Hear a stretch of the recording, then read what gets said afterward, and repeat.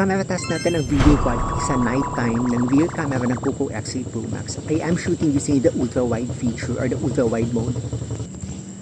I am now shooting with the flash flight. Tingnan natin kung maganda yung quality ng video camera niya. Let's go!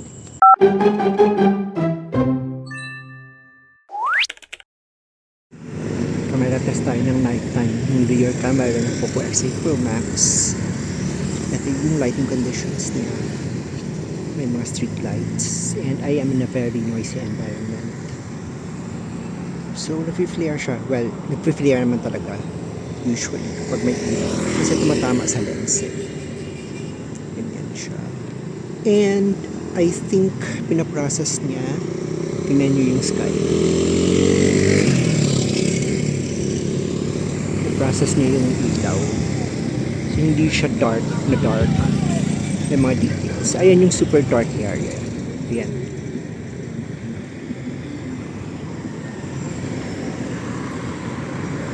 Yep, this is the quality of the nighttime of the Poco X8 Pro. Double tap na natin yung gitna. Babaan natin yung brightness niya. Tingnan natin kung ano. Double tap sa gitna. And wait. Nabaan ko yung brightness niya. If you flare pa din, wala na yung details niya sa taas. Tingnan niyo yung sky. Yan. Pero hindi na siya ganun ka-grainy. At least, babaan natin yung brightness niya.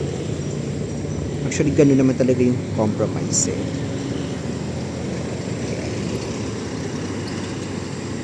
I think that's more realistic. Hindi siya ganun ka-processed. Hindi siya grainy for sure. Kasi binabaan na natin yung brightness niya. Ayun siya. Yun yung quality niya. Ito yung ilog dyan. May ilog yan.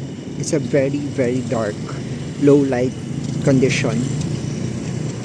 Yan yung tsura niya. Paan natin sa sky. Babaan natin yung brightness. I think this is very grainy. Kasi nag-auto-adjust siya. Yan. Check natin yung brightness. Babaan natin. And less grainy pa natin dito. Yan. O, nag-adjust siya. Babaan natin yung brightness. Pa hindi masyadong grainy.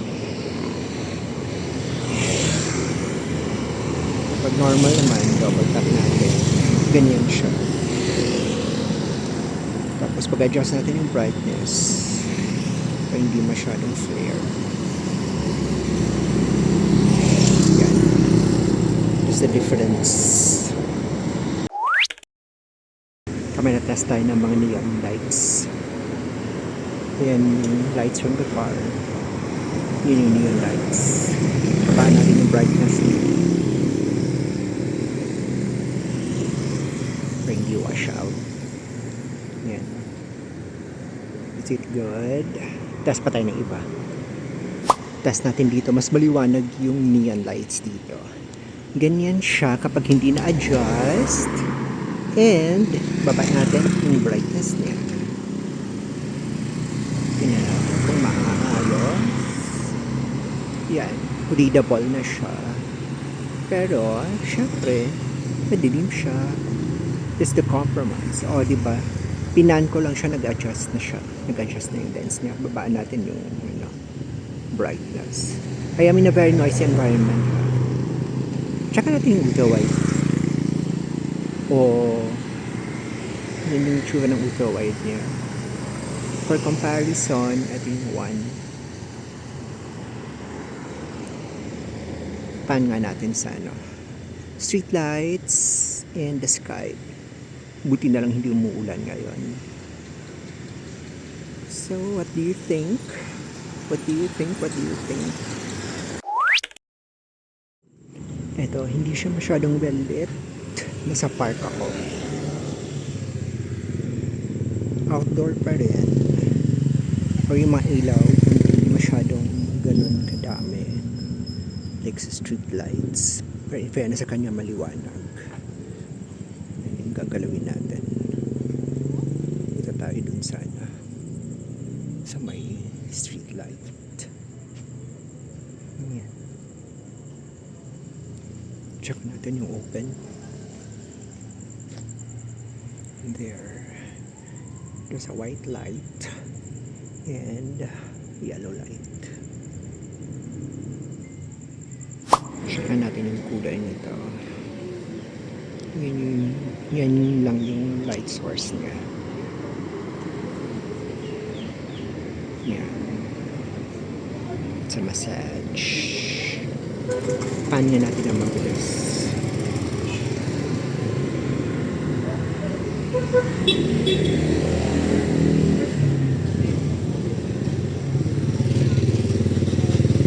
Good going.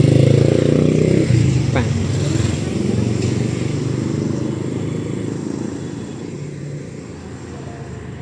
Mabagal siya. No? Yun lang. This is indoor. Night time.